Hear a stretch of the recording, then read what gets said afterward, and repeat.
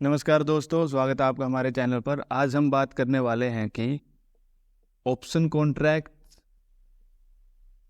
और future contracts क्या होते हैं और दोनों के बीच क्या क्या डिफरेंट। तो चलिए वीडियो को शुरू करते हैं। तो सबसे पहले जानते हैं ऑप्शन कॉन्ट्रैक्ट क्या होते हैं। तो अगर हम ऑप्शन कॉन्ट्रैक्ट की बात करें तो जो ऑप्शन कॉन्ट्रैक्ट होते हैं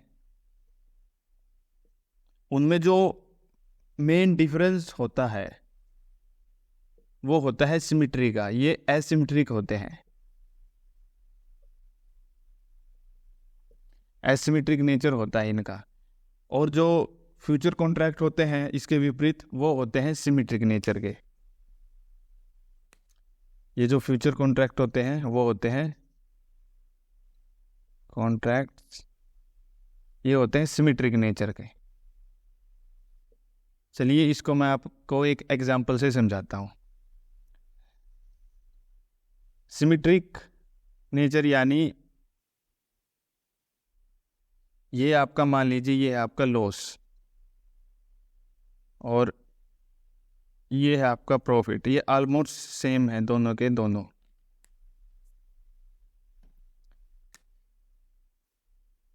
ये ऑलमोस्ट सेम है दोनों के दोनों, ठीक है, क्योंकि इसमें लॉस और प्रॉफिट दोनों के दोनों सेम है, यानी जो इनकी सिमेट्री है वो सेम है, ये सिमेट्रिक है, ठीक है। तो ये है ऑप्शन कॉन्ट्रैक्ट, नहीं फ्यूचर कॉन्ट्रैक्ट। अब हम बात करते हैं ऑप्शन कॉन्ट्रैक्ट की। तो जो ऑप्शन कॉन्ट्रैक्ट होते हैं वो होते हैं, लेट्स से ये हो गया आपका लॉस और ये हो गया आपका प्रॉफिट।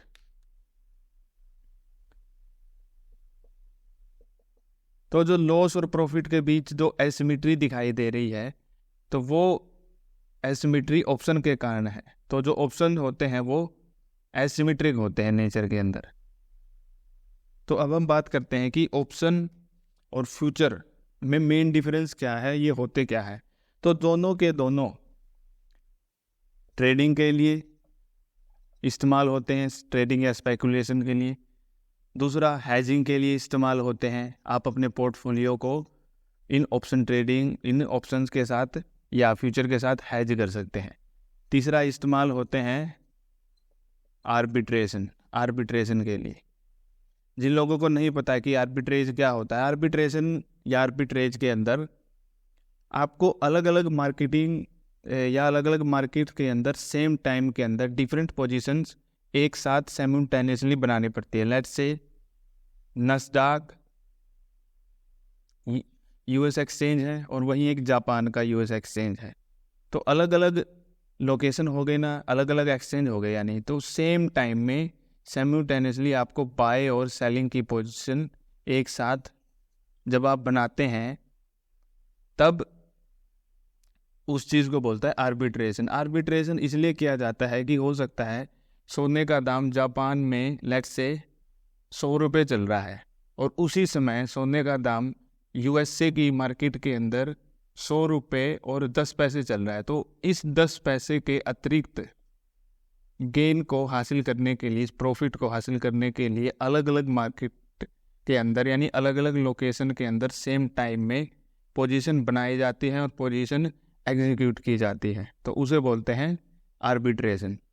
तो तीनों ही चीज़ों के अंदर, ट्रेडिंग, हेजिंग और आर्बिट्रेशन के अंदर ऑप्शन और फ्यूचर का इस्तेमाल किया जाता है।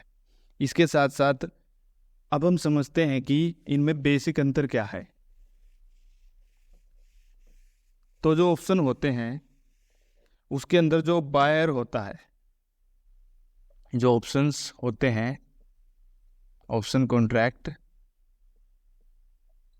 उसके अंदर जो बायर होता है ऑप्शन का, उसके पास राइट होता है। और जो फ्यूचर, नहीं पहले ऑप्शन नहीं बताते हैं, जो बायर होता है उसके पास राइट होता है लेकिन किसी भी प्रकार का ओब्लिगेशन नहीं होता। राइट तो आप समझते हैं कि इस चीज़ का राइट कि ये इस चीज़ को कर सकता है, और ओब्लिगेशन होता है किसी भी प्रकार की बाध्यता, यानी जहाँ पर आप कंडीशन से बंधे हों, लॉज से बंधे हों, ठीक है, तो चलिए इसके एक एग्जांपल से आपको समझाते हैं। लेट्स से ये ऑप्शन चेन है, यहाँ पर ये 23,000 वाली स्ट्राइक प्राइस है, ये कॉल है और ये है पुट। तो यहाँ पर आप जो 23,000 वाली स्ट्राइक है उसका प्रीमियम है 100 रुपये। ठीक है, तो आप ऑप्शन बाय करते हैं, यानी आप ऑप्शन बायर हैं। तो जब आप बाय करते हैं तो जो प्रीमियम आप पे करते हैं 100 रुपये का, तो जो मैक्सिमम लॉस होगा आपको किसी भी कंडीशन के अंदर वो 100 रुपये का होगा। मार्केट चाहे ज़ीरो हो जाए, लेकिन अगर आपको जो लॉस होगा वो 100 रुपये का होगा, क्योंकि इतना ही प्रीमियम आपने पे किया है। ये है स्ट्राइक प्राइस, ये है इसका 100 रुपये प्रीमियम। लेट्स से कि जो इसका लॉट साइज है निफ्टी का वो 50 शेयर का, एक लॉट में 50 शेयर आते हैं, तो 50 मल्टीप्लाई बाय प्रीमियम, तो क्या हो गया, लॉट साइज कितना हो गया टोटल 5,000। यानी अगर आप एक लॉट लेते हैं निफ्टी का 23,000 के स्ट्राइक प्राइस पर 100 के प्रीमियम के साथ, तो आपको मैक्सिमम जो लॉस होगा वो 5,000 रुपये का होगा। कुछ भी हो जाए मार्केट में, मार्केट अगर नीचे गिरती है तो जो लॉस होगा वो 5,000 रुपये का होगा। लेकिन अगर मार्केट ऊपर उठ जाती है तो ये 100 वाली चीज़ 200 भी जा सकती है, 300 भी जा सकती है, 500 भी जा सकती है, 1,000 भी जा सकती है। तो जो आपको प्रॉफिट हो रहा है वो प्रॉफिट कितना है, वो मैक्सिमम है।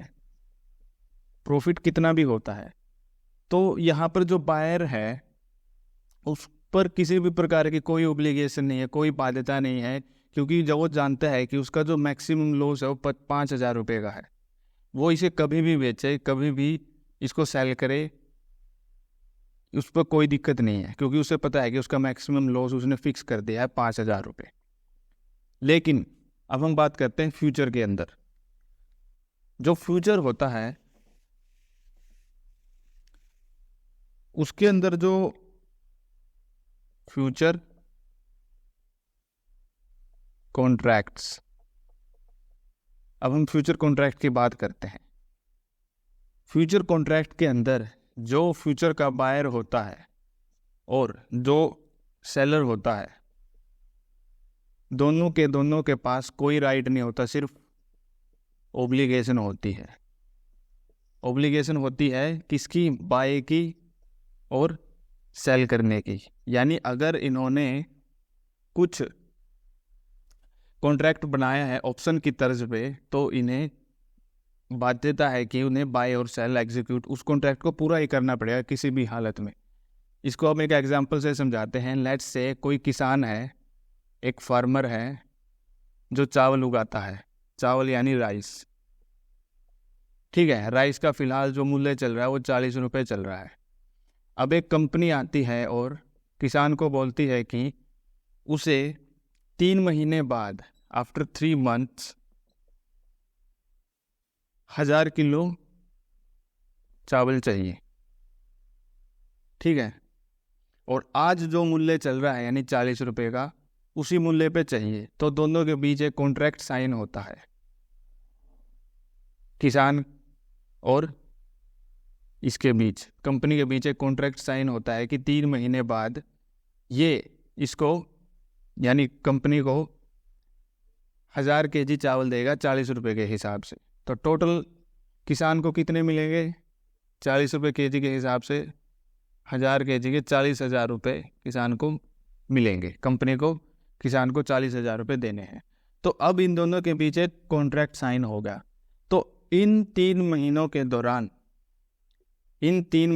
दौरान अगर जो चावल है, जो राइस है, उसकी कीमत 40 से गिरकर अगर 30 रुपये हो जाती है, मान लेते हैं कि उस साल फसल बहुत अच्छी हुई है, सभी किसानों की फसल बहुत अच्छी हुई है, और जो चावल मार्केट में आ रहा है उसकी जो क्वांटिटी है वो बहुत ज़्यादा है। तो इसलिए जब भी चीज़ें मार्केट में ज़्यादा होती हैं, सप्लाई बहुत ज़्यादा होती है, तो क्या होता है कि उसकी जो प्राइस है वो कम हो जाता है। लेट्स से प्राइस कम हो गया 30 रुपये, तो ऐसे में क्या होगा, क्या अब जो कंपनी है वो 30 रुपये के हिसाब से उसको 30,000 रुपये देगी किसान को 3 महीने बाद?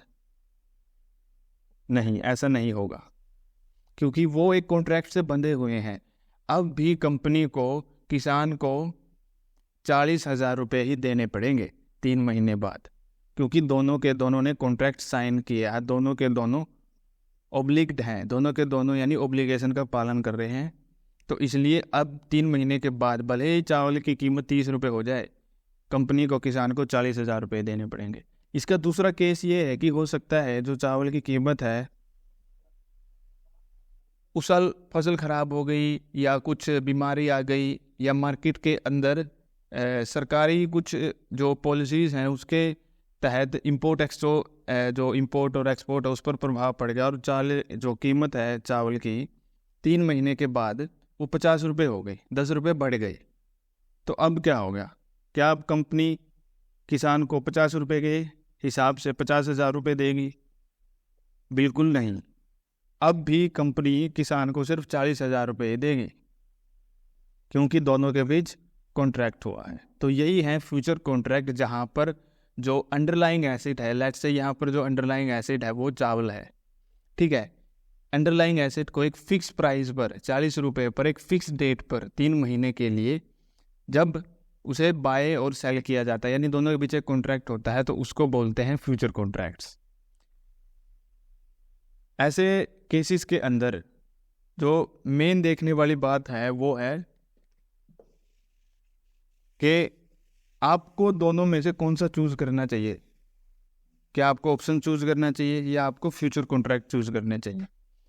तो अगर हम मोटी मोटी दोनों की अलग अलग डिफरेंसेस की बात करें, दोनों के डिफरेंसेस की अगर हम बात करें, तो जो ऑप्शंस होते हैं वो ज़्यादा फ्लेक्सिबल होते हैं, क्योंकि उनमें जो रिस्क होता है वो लिमिटेड रिस्क होता है। और वहीं जो फ्यूचर कॉन्ट्रैक्ट होते हैं वो क्या होते हैं, वो उनमें आपको ज़्यादातर देखने को मिलता है कि वो हेजिंग के पर्पस से इस्तेमाल होते हैं। हेजिंग के अंदर जो पोर्टफोलियो है, लेट्स से आपका n नंबर ऑफ शेयर का पोर्टफोलियो, आपके पास 100 शेयर हैं जिनकी टोटल कीमत 1 लाख रुपए है। अगर आपका स्टॉक है या इंडेक्स है कोई भी, अगर वो आपके हिसाब से परफॉर्म नहीं करता, वो आपको लगता है कि ऊपर जाए तब आपके 1 लाख रुपए की वैल्यू बढ़ेगी, वो नीचे भी तो जा सकता है, ये भी तो हो सकता है। तो नीचे जाए तो जब आपको लॉस होगा, तो इस लॉस को बैलेंस करने के लिए ज़्यादातर लोग फ्यूचर में हेज बनाते हैं, एक अपोजिट पोजीशन बनाते हैं, ताकि जब नीचे आए तब भी प्रॉफिट हो, नीचे आए तब प्रॉफिट हो। तो ये जो प्रॉफिट होगा और जो यहाँ स्टॉक में लॉस होगा, उस लॉस को बैलेंस कर लिया जाएगा। तो इसलिए लोग ज़्यादातर फ्यूचर के अंदर हेजिंग करते हैं। अब हम थोड़ा और डिफरेंस की बात करते हैं ऑप्शन और फ्यूचर के अंदर। ऑप्शन के अंदर जैसा कि आप जानते हैं, जो ऑप्शन का बायर होता है उसे जो मैक्सिमम लॉस होता है वो कितना होता है? जितना उसने प्रीमियम दिया है, जितना उसे प्रीमियम दिया है। अगर उसने लेट्स से 5,000 रुपये प्रीमियम के पे करे हैं एक लोट के लिए, तो मैक्सिमम लॉस 5,000 का ही होगा, प्लस जो ट्रांजैक्शन चार्जेस हैं, STT हैं, वो 100-200 रुपये और मान लीजिए। लेकिन जो ऑप्शन का सेलर होता है उससे मार्जिन लिया जाता है, मार्जिन टू एक्सचेंज के द्वारा मार्जिन लिया जाता है, क्योंकि ऑप्शन का सेलर भी ऑब्लिग्ड होता है। ऑप्शन का बायर के पास तो राइट होता है कभी भी बेचे, लेकिन ऑप्शन के सेलर भी मार्जिन पे करता है यहाँ पर, क्योंकि ऑप्शन के जब आप ऑप्शन बेचते हैं तो जो लॉस होता है वो अनलिमिटेड होता है और जो प्रॉफिट होता है वो लिमिटेड होता है, वो प्रॉफिट लिमिटेड होता है। तो ऑप्शन का सेलर मार्जिन पे करता है यहाँ पर, आप ये समझिए। और इसके जस्ट विपरीत अनलिमिटेड लॉस कैसे होता है, मैं आपको समझाता हूँ कि लेट्स से ये 23,000 वाली स्ट्राइक प्राइस 100 रुपये पे है, आपने इसको बाय किया, लोट साइज था 50 का, तो टोटल आपने प्रीमियम कितना पे किया था? 5,000 का, ठीक है। मैक्सिमम जब आप लॉस होगा आपको, कॉल के केस में, ये पुट का केस है, कोल के केस का एग्जांपल लेते हैं हम। कोल के केस में जो मैक्सिमम लॉस होगा वो 5,000 रुपये का होगा, लेकिन अगर आप इसको सेल कर देते हैं 100 रुपये पे सेल कर देते हैं तो जो मैक्सिमम प्रॉफिट है वो कितना होगा? ये 100 रुपये वाला प्रीमियम ज़ीरो हो जाएगा। 100 रुपये मल्टीप्लाई बाई 100 है, जो मैक्सिमम प्रॉफिट कितना होगा? 5,000 रुपये का। अगर ये 100 रुपये वाली चीज़ ज़ीरो हो जाती है तो मैक्सिमम प्रॉफिट कितना होगा सेलिंग के केस में? 5,000 रुपये का। लेकिन लॉस कितने होगा? 100 रुपये वाली चीज़ 200 हो सकती है, 300 हो सकती है। जब सेलिंग करते हैं तो मार्केट के नीचे आने पर प्रॉफिट होता है अगर आपने कोल सेल किया है, लेकिन अगर मार्केट ऊपर चली जाती है तो लॉस कितना हो सकता है? ये 100 वाली चीज़ 500 भी जा सकती है, ये 1000 भी जा सकती है। तो लॉस का सिनेरियो क्या है? अनलिमिटेड। यहाँ पर लॉस का सिनेरियो अनलिमिटेड है। ये है ऑप्शन। इसके विपरीत जो फ्यूचर कॉन्ट्रैक्ट्स होते हैं उसके अंदर जो बायर होते हैं वो भी और जो सेलर होते हैं वो भी दोनों के दोनों मार्जिन पे करते हैं। दोनों के दोनों मार्जिन्स पे करते हैं, यानी एक्सचेंज को इनको मार्जिन देना पड़ता है। लेट्स से हम आपको एग्जांपल से समझाते हैं। ये हो गया फ्यूचर, निफ्टी 50 का 23,000 के आसपास ये चल रहा है। ये है फ्यूचर। लेट्स से 23,000 का फ्यूचर जनवरी 2025 वाला है। तो इस फ्यूचर का जो प्राइस चल रहा है वो कितना होगा? कितना मार्जिन देना पड़ेगा आपको?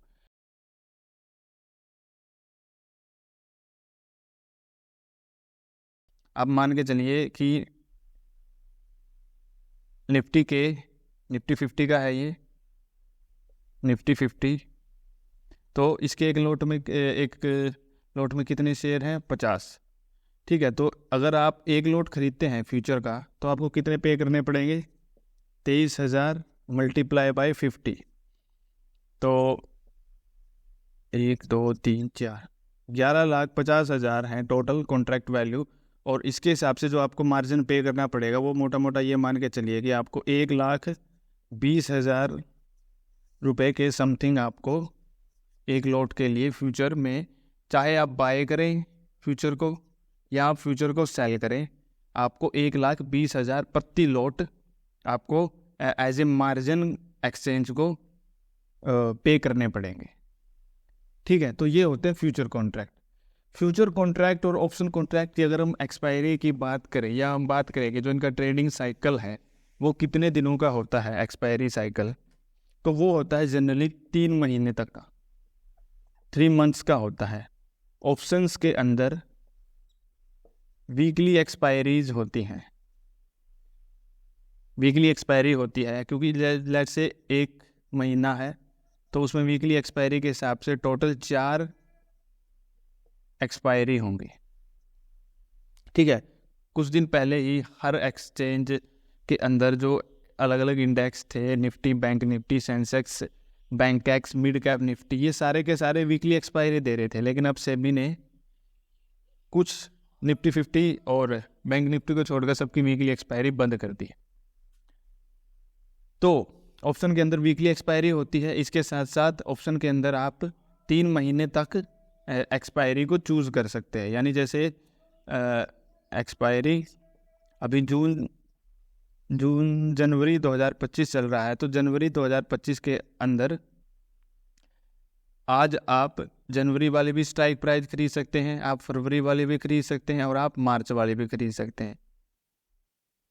जनवरी वाली तो आपको चारों एक्सपायरी देखने को मिलेंगी, और लेकिन जो फरवरी वाली है और मार्च वाली है उसमें आपको वीकली एक्सपायरी इसमें देखने को नहीं मिलेगी ऑप्शन के अंदर। आप जैसे ऑप्शन चेन में जाएंगे, आप अलग अलग एक्सपायरी डेट को देखेंगे तो आप पाएंगे कि आप जिस मंथ में हैं उस मंथ की तो आपको चारों एक्सपायरी वीकली के हिसाब से दिखाई दे रही हैं। और जैसे ही आप नेक्स्ट मंथ में जाते हैं तो आपको वीकली एक्सपायरी एक दो कब मिलती है, और जो फार मंथ होता है यानी जो मार्च होता है, तीसरा महीना, उसमें बिल्कुल ही वीकली एक्सपायरी नहीं मिलती, उसमें एक ही एक्सपायरी डेट आपको मिलती है।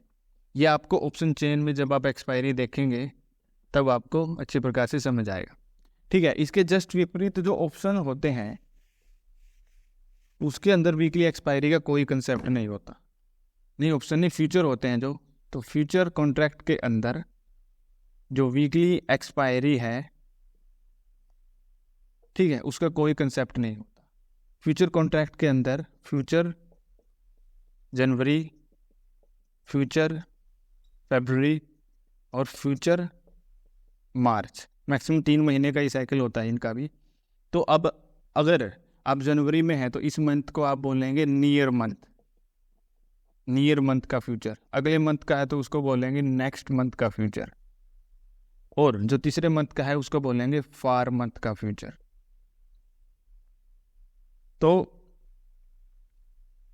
इसके अंदर एक फिक्स डेट होती है, यानी फ्यूचर के अंदर अगर आप जनवरी का ले रहे हैं तो आप इसी महीने में आज ही फरवरी का भी उसमें फ्यूचर ले सकते हैं, मार्च का भी ले सकते हैं। अप्रैल का आपको दिखाई नहीं देगा, अप्रैल का दिखाई देगा लेट्स से जनवरी वाले की जो डेट है वो 30 जनवरी है, इसकी है 27 फरवरी और इसकी है 27 मार्च। जब ये 30 जनवरी वाला एक्सपायर हो जाएगा तो 31 जनवरी को आपको एक नया फ्यूचर जो कि अप्रैल का होगा वो देखने को मिलेगा, जो भी जिसकी भी एक डेट होगी, लेट्स से 28 अप्रैल उसकी डेट होगी, ठीक है। अब वो देखने को मिलेगा, और ये वाला है जो जनवरी वाला वो एक्सपायर हो जाएगा, ये देखना बंद हो जाएगा। तो ये है इनकी एक्सपायरी का कंसेप्ट। तो अब आपको मैं बताना चाहता हूँ कि आपके लिए फ्यूचर और ऑप्शन के अंदर आप कैसे काम कर सकते हैं। ऑप्शन के अंदर आपको छूट मिलती है। छूट से मेरा मतलब है कि लेवरेज का जो कंसेप्ट है वो ऑप्शन में देखने को मिलता है। लेवरेज को आप कैसे समझिए कि लेट्स से ये है कॉल, ये है पुट, निफ्टी 50 23,000 के आसपास चल रहा है, ठीक है। 23,000 के आसपास पर इसका प्रीमियम है 100 रुपये। अगर मैं एक लॉट खरीदता हूँ तो मुझे टोटल कितने रुपए देने पड़ेंगे? 5,000 रुपये, ठीक है, कॉल के केस में। यानी मैं बायर हूँ, ऑप्शन का बायर हूँ, तो मैं अगर एक लॉट बाय करता हूँ तो इस प्रीमियम पर 100 रुपये के प्रीमियम पे एक लॉट के लिए मुझे 5,000 रुपये देने पड़ेंगे, क्योंकि निफ्टी के एक लॉट के अंदर हम मान लेते हैं कि 50 शेयर है, ठीक है। तो 50 मल्टीप्लाई बाय 100, ठीक है। तो जो ये 5,000 है ये लेवरेज के कंसेप्ट पे काम करता है। लेवरेज का कंसेप्ट कैसे है? क्योंकि अगर ये 5,000 वाला नहीं होता तो टोटल वैल्यू कितनी है? कॉन्ट्रैक्ट वैल्यू कितनी है? कॉन्ट्रैक्ट वैल्यू है 23,000, जो स्ट्राइक प्राइस चल रही है, यानी जो अंडरलाइंग है उसका real price plus number of share कितने हैं एक लॉट में? 50 के। तो इन दोनों की गुणा करते हैं तुम 11,50,000 रुपये कॉन्ट्रैक्ट वैल्यू है। ये है कॉन्ट्रैक्ट वैल्यू। इस कॉन्ट्रैक्ट वैल्यू के हिसाब से हमने दिए कितने हैं? सिर्फ 5,000 रुपये, ठीक है। ये तो हमने थोड़ा एट द मनी का ले लिया। अगर हम आउट ऑफ द मनी वाला केस लेते हैं, OTM का केस लेते हैं कॉल के केस में, जहाँ पर कई बार प्रीमियम 2 रुपये भी होता है, 2 रुपये पे भी अगर हम एक लॉट लेते हैं तो 50 होते हैं एक लॉट में शेयर, और गुणा में 2 तो 1,000 रुपये में भी खरीद लेते हम। कॉन्ट्रैक्ट वैल्यू कितनी होती? लेट्स से ये 23,000 की जगह इसकी और होती कॉन्ट्रैक्ट वैल्यू OTM के अंदर। लेट्स से कि जो स्ट्राइक प्राइस है अब ये 23,000 है, यहाँ से जैसे जैसे ऊपर जाएगा बढ़ता जाएगा, ये 23,500 हो जाता मान लेते हैं, ठीक है। तो वहाँ भी लॉट साइज इतना ही है, तो टोटल वैल्यू 11,50,000 से भी ज़्यादा होती है अब तो। लेकिन हमने कितने दिए? सिर्फ 100 रुपये में एक लॉट खरीद लिया। तो ये जो छूट है ना, इसको लेवरेज के हिसाब से समझ सकते हैं। लेवरेज का कंसेप्ट आप ऐसे समझिए कि ये एक, आप मान के चलिए एक ट्रक है, ये है ट्रक, ठीक है। इसको मान लीजिए 10 टन इसका वेट है। इस ट्रक का जो वेट है वो 10 टन है। तो इस ट्रक को आप कैसे उठाते हैं? लेट्स से जब इसका पंक्चर हो जाता है टायर का, तो इसके नीचे एक लीवर लगा दिया जाता है, और लीवर को जैसे वो मिस्त्री होता है, जो भी मैकेनिक होता है, वो ऐसे करता है ऊपर नीचे उसके हैंडल को, और वो लीवर इस ट्रक को धीरे धीरे ऊपर उठाने लगता है। और इसका जो पंक्चर वाला ट्रक है, जो पंक्चर हो चुका है, उस पंक्चर टायर को निकाल के दूसरा टायर चढ़ा देते हैं, वो लगा देते हैं। तो 10 टन के ट्रक को एक छोटे से 10-15 किलो के लीवर ने उठा दिया। तो ये जो लीवर है इससे ही आप लेवरेज के कंसेप्ट को समझिए। और लेवरेज के कंसेप्ट अब इसमें ऐसे काम करता है। तो जो ये 5,000 रुपये का है ना लेवरेज का, ये लीवर का काम किया इसने ये देखिए 11,50,000 रुपये के ट्रक को 5,000 रुपये से उठा दिया। और देखे तो हम 100 रुपये से उठा दिया, इसने 11,50,000 रुपये से भी अब ज़्यादा वैल्यू बड़ी होती क्योंकि हम आउट ऑफ द मनी में आ गए। अंडरलाइंग एसेट में ये 23,000 बड़ी जो चीज़ है, ये 23,000 लेट से 400 हो जाती। यहाँ पर प्रीमियम सिर्फ 2 रुपये है, आउट ऑफ द मनी है, ये deep out of the money है, तो क्या पता ये 24,000 हो जाए। यहाँ पर प्रीमियम 1 रुपये हो जाए, यहाँ तो बिल्कुल ही 50 रुपये लगेंगे, ठीक है। लेकिन इसकी कॉन्ट्रैक्ट वैल्यू जब हम इसकी गुणा 50 से करेंगे, कॉन्ट्रैक्ट वैल्यू निकालेंगे तो ये और भी ज़्यादा निकलेंगे। यानी छोटे से लीवर से बड़ी सी चीज़ उठा दी। तो ऐसे आप लेवरेज के कंसेप्ट को समझ सकते हैं ऑप्शन के अंदर। तो इन सारी चीज़ों को ध्यान में रखते हुए मैंने आपको बताया कि जो ऑप्शन और फ्यूचर के अंदर क्या डिफरेंस है। ऑप्शन के अंदर आपको फ्लेक्सिबिलिटी देखने को मिलती है, फ्लेक्सिबिलिटी देखने को मिलती है। ऑप्शन के अंदर आपको लिमिटेड जो रिस्क है वो देखने को मिलता है, क्योंकि मैक्सिमम लॉस कितना हो जितना आप प्रीमियम पे करेंगे। वहीं दूसरी तरफ फ्यूचर के अंदर मैक्सिमम लॉस हो सकता है, मैक्सिमम प्रॉफिट हो सकता है। तो जो ऑप्शन एंड फ्यूचर है, ऑप्शन तो अगर आपका कोई गोल है, आपकी जो रिस्क टॉलरेंस,